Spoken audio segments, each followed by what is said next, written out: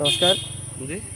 দিঘলিয়া উপজেলা থেকে আমার সেনাটি ব্লকে সিসিএপি প্রকল্প থেকে এই যে পলিমাছ ব্যবহার করে উচ্চ মূল্যের সবজি বেগুন চাষ করা হয়েছে। এই যে বর্তমানে এই বেগুন ক্ষেতের অবস্থা, এই যে দেখেন আমার পলিমাছের মাধ্যমে বেগুন ক্ষেতটা রেডি করা হয়েছে প্রদর্শনীর মাধ্যমে। কারণ আমার সেনাটি ব্লকে চাষিরা খুবই কম অভ্যস্ত হয়ে পলিথিন ব্যবহার করে সবজি চাষের, সেই লক্ষ্যেই এই পলিমাছ ব্যবহার করে সবজি চাষ করা। এর মূল উদ্দেশ্য হচ্ছে দেখেন এই এই যে বড় বড় গাছ হয়ে গেছে, ফুল হয়ে গেছে, ফল এসে গেছে, কিন্তু বেডে কোনো আগাছা নাই এবং এটার ভিতরে টোটালটা খাবার দেওয়া আছে।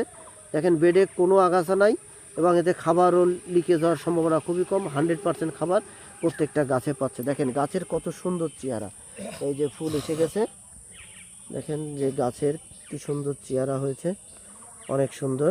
এই যে কৃষক এবং কিষানি দুইজনই এই ক্ষেতটার পরিচর্যা করেন আমার সেনাটি ব্লকের। দেখেন যে বর্তমান অবস্থা এই। ধন্যবাদ।